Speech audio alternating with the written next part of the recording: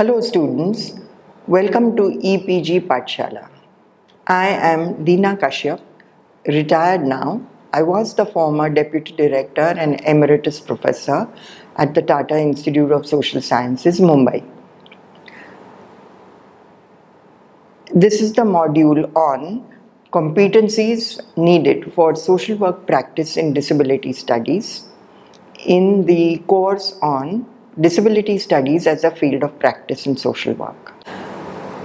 In this module, I'm going to talk about two things. The scope, very quickly, the scope of social work practice in disability studies and competencies needed in social work practice in disability studies.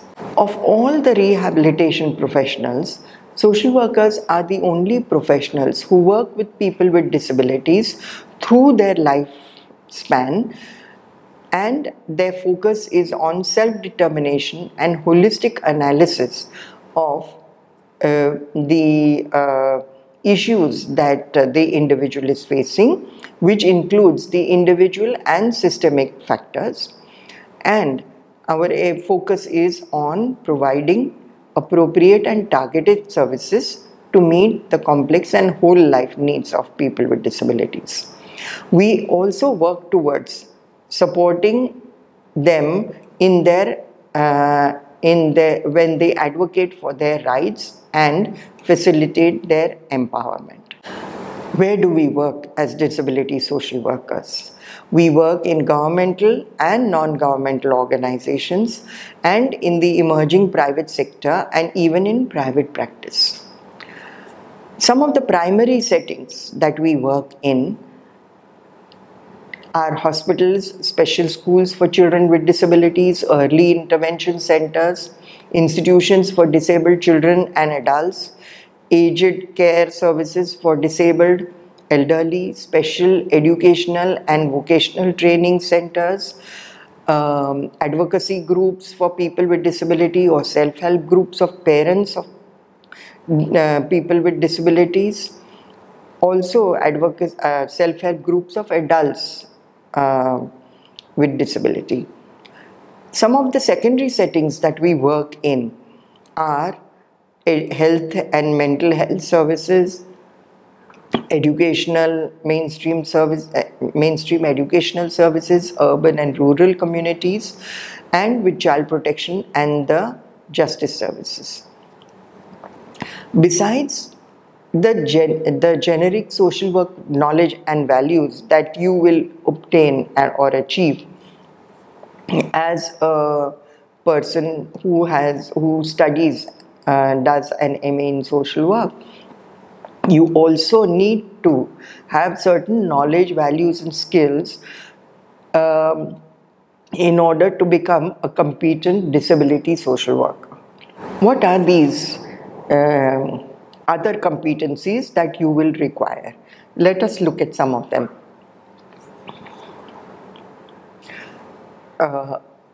First of all, not only do you identify yourself as a social worker, you need to identify yourself as a disability social worker. What do I mean by that? That as a disability social worker, you will contest the experts discourse. We are not experts. We are partners, and we are equal partners collaborating with people with disabilities. We need to demonstrate a strong belief that the problems faced by people with disabilities are more the attitudes of society and other professionals and the inadequate support services that become social and economic barriers to the person's impairment. Also, we need to demonstrate that we will find solutions to the problems through self-advocacy, through helping the disabled person to advocate for themselves. We need to work with the systems to advocate for change in systems and elimination of barriers that do not allow the person to achieve their full potential. And we need to work towards outcomes of any service delivery which the persons with disability themselves want. So we need to approach our work with human rights, strengths, related perspectives, and using the social discourse and anti-oppressive and partnership practice and empowerment of people with disabilities. That is the way we need to work with them and identify ourselves. So we also need to regularly be involved in multidisciplinary rehabilitation teams as advocates for people with disabilities. Now, the second uh, competency that we need to acquire as a disability social worker is that the ethical principles of social work and disability studies, we need to, that is what should guide us in our professional practice. So we should demonstrate respect for, social work tells us that we need to respect the individual's individuality and dignity, and right to acceptance and self-determination and empowerment. And we need to, going a little further, we need to demonstrate that all people, regardless of differences, have a right to be included in society. And they need to have facilities that are given to all members as citizens. We need to show our commitment to diversity and difference, and to accept diversity and difference. And we need to work towards elimination of oppression and focus on strengths of the clients rather than their pathology. So it's not as if we are saying that the problems will go away if we don't think about the problems. The problems are certainly there, but that's only one part of the issue. The person also has strengths, and we need to focus on their strengths. And if we focus on their strengths, then they themselves will be able to be empowered. And we need to recognize and reorient our own beliefs, views, and feelings which negatively influence the client professional system. I would always say that we need to ask ourselves, what do we think about people with disabilities? Do we think of them as poor people, pity? Do we feel a sense of pity for them? Do we feel a sense of sympathy for them? What is it that we feel? Or are we disgusted? Do we find it distasteful to be with them? What do we ourselves feel? We need to check our own feelings first and our own biases. And these biases may be based on hearsay, be based on some of the things that we have been told as we've grown up. So, but we need to question those. Going on from what I said in the second competency, the third competency that you need to develop is a greater self-awareness about your own feelings, your own thinking about disability, how it is caused, or what really is the difference between impairment and disability and handicap. Okay, and also to look at support structures. But let me talk about the damaging effects of psycho-emotional disablism. Very often, we ourselves may inadvertently, I may say, be be feeling having these attitudes of psycho-emotional disablism. For instance, we may think that a person will not be able to, for instance, walk up to the chair. So we will take their hand and we will put them near the chair, instead of saying that, yeah, if you walk, if a blind person is there, you walk 2 steps and you will reach your chair. So first ask whether they require help before just going and assuming that they require help and giving it to them. We definitely need to look at the way we have the kind of relationship, professional relationship that we have formed with the disabled person. If there are any prejudices within our own selves and our own relationship with the disabled person, do we look down on them? Do we feel superior to them? Do we feel that we are more lucky because we don't have a disability? What is our attitude towards the person with disability? What kind of a relationship?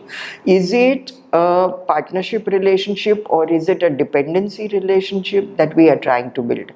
Do we say, don't worry, I will do everything for you, instead of saying, don't worry, I will help you to to become self-supporting?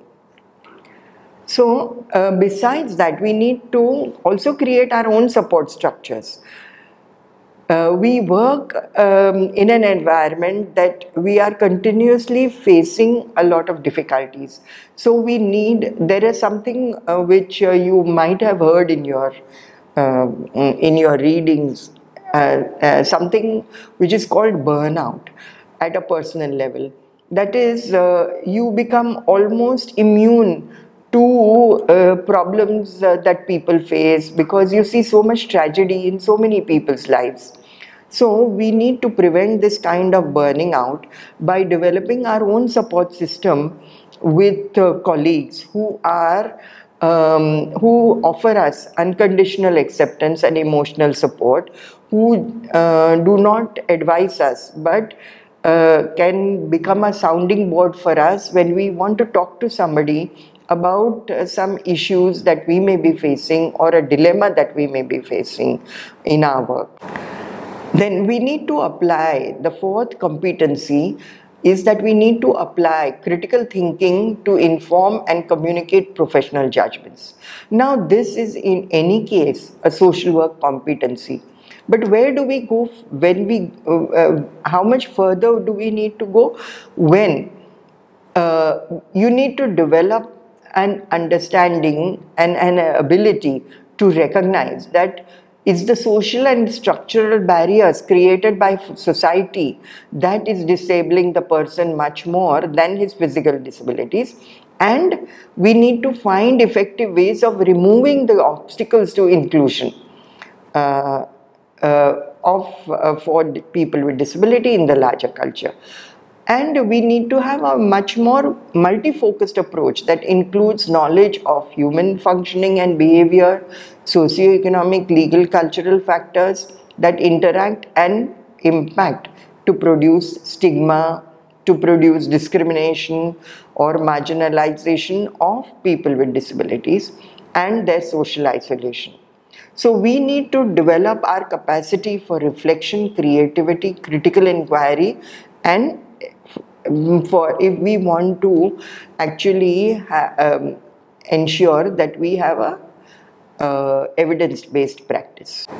Now, this competency is in fact very important for a disability social worker, that we engage diversity and difference in our practice. We need to incorporate the diversity perspective. Now, by diversity perspective, I mean not only understanding perspectives within the group. Like I said, that the disabled are a very heterogeneous group. They have different disabilities. They may have various kinds of disabilities, different degrees of disabilities. And the extent of the disabling condition will depend upon a lot of socio-economic factors. So, not only understanding the difference between the groups, but also understanding the dynamics related to privilege, power, intergroup relations and oppression and their context, and so you need to be able to understand how the non-disabled population, the power and privileges that they hold affects the person with disability and his well-being. And we need not only to understand it, to recognize it, we need to challenge these unequal relationships and marginalization of people with disability by starting a very different kind of discourse for people with disabilities. We need to advocate. We need the next competency is engaging in practice that advocates for human rights and social and economic justice. Now, as I said in the very first subsection, that today disability studies, disability social work is a human rights, it takes on a human rights focus. And so, um, uh, as a disability social worker, you need to respect the dignity and citizenship rights of all people with disabilities. We need to recognize and expose the systemic barriers to the full participation of people with disabilities in all walks of life, in social, economic, and political institutions and in different arenas. Um, then going one step further by creating these counter discourses from our clients, our people with disabilities whom we work with, their own lives, to show that their daily routine continues to be embedded in the process of exclusion, of which poverty is only one manifestation. How many, our biggest library, the Asiatic Library, has about, I don't know, 50 steps before it can. Now, can a wheelchair person, a person who uses a wheelchair, use such a service? Or our schools, they can be 3 and 5 storied schools, municipal or otherwise. Do any of them have elevators? Um, and so a person who has a locomotor disorder, a person who has a visual impairment would find it very difficult to navigate through the school or through these public institutions. And so we need to, people don't realize that, in simple things that we take for granted, these very things are creating exclusion. These are exclusion, they exclude people from being able to use them. And then going one step further by building a commitment to social advocacy, social change, to client empowerment. So not only do we advocate, we empower the person with disability to advocate for themselves. And we support them in this their self advocacy. The seventh competency is applying knowledge of human behavior and the social empowerment. Now, this is again something that we definitely need to gain competency in. We need to understand our current practice realities. We need to understand the historic, social, political, economic environment and environmental context of people with disabilities.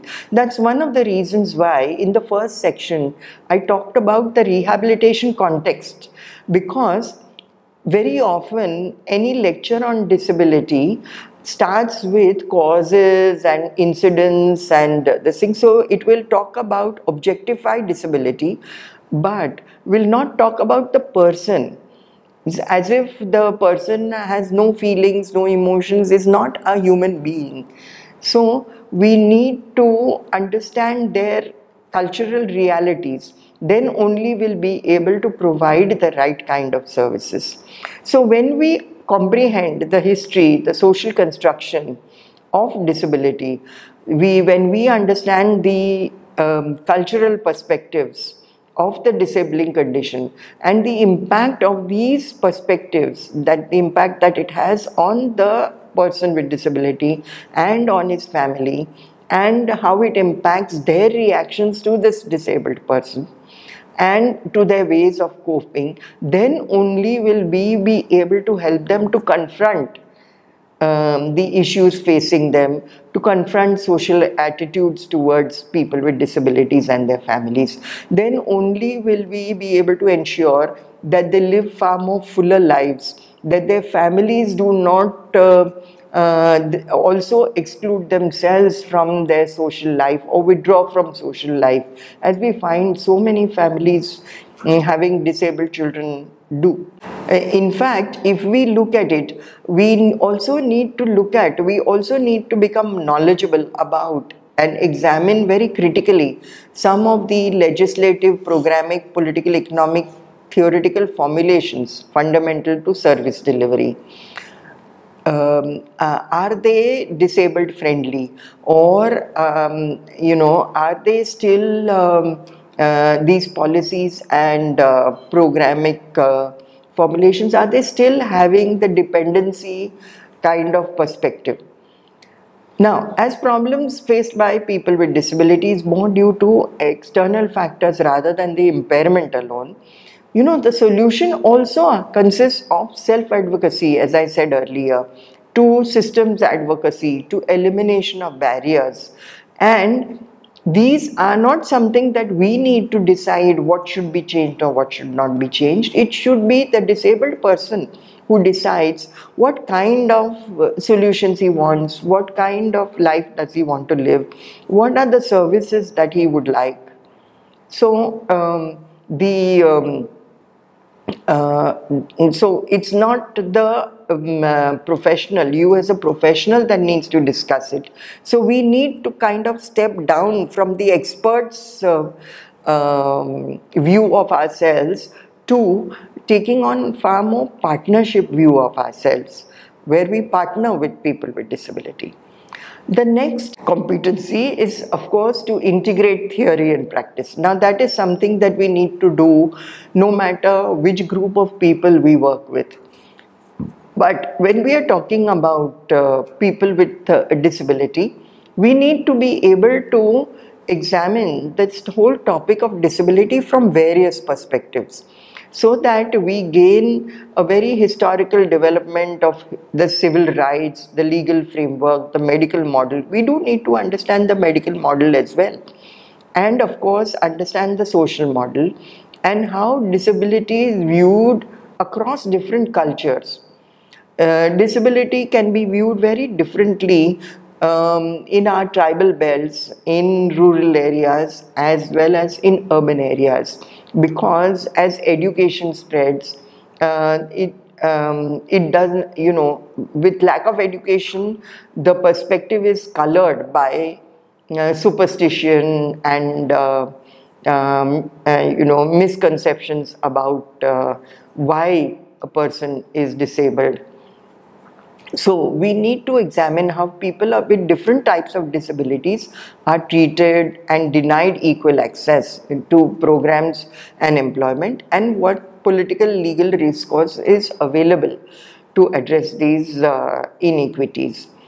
I'll always, when even in the field of disability, the locomotor, people with locomotor disorders or locomotor impairments and people with visual impairments have received much more from society than people with mental handicap or people with mental illness or even people with hearing impairment. With hearing impairment, because the impairment cannot be really seen. People with hearing impairment look like just you and me, except when there is a communication issue that one realizes that the person has a disabling condition. So we need to, the next competency is to engage in policy practice to advance social and economic well-being.